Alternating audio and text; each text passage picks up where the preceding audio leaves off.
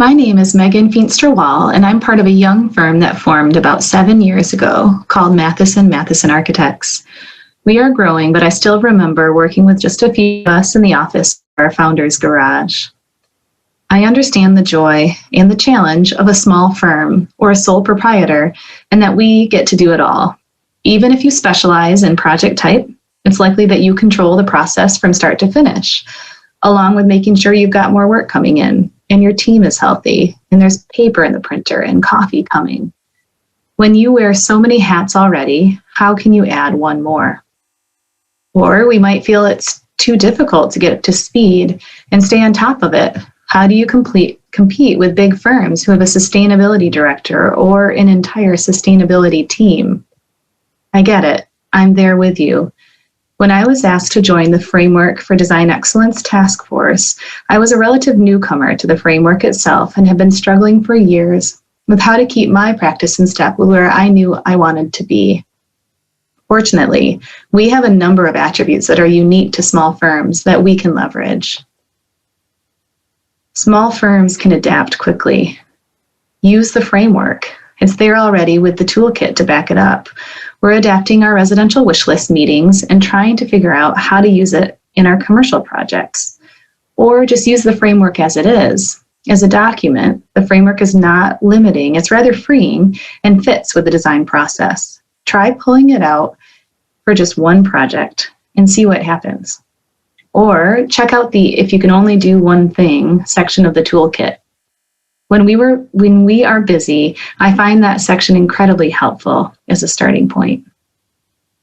Be about progressive improvement, not postpone perfection. Start where you are. This is not an excuse not to act, but instead a call to start. Start with what you know, what you care about. For our residential work, we're already spending time on siting, massing, window placement. We care a lot about our project envelopes, especially windows.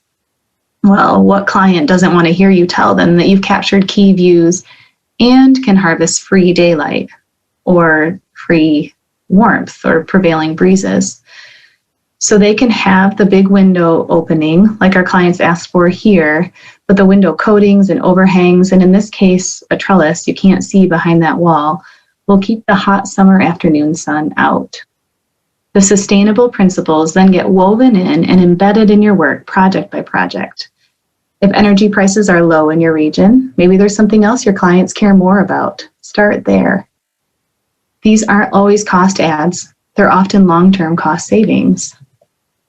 Our master planning work with Special Olympics Michigan, partnering with Fishbeck, has allowed us to take a deep dive into inclusion, wellness, universal design, even resiliency, and we're seeing the research we've done change the way we think about people, all people, and it's filtering into our other projects.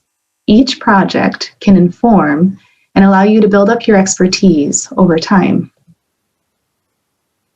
This is a renovation project for a mechanical contractor. A few strategically placed windows made such a difference in their daylighting and resulting energy use. This was not something our clients were looking for, but love about the renovated space.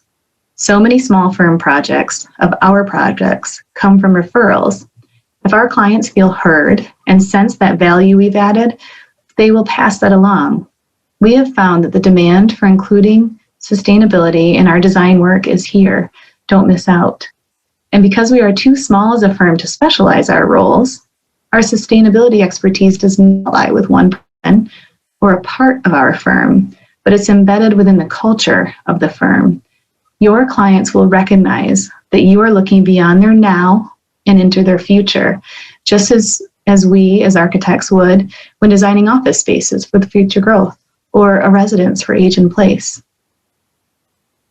Small firms have big relationships. We get to know our clients in their lifestyle or their business because they may be our neighbors.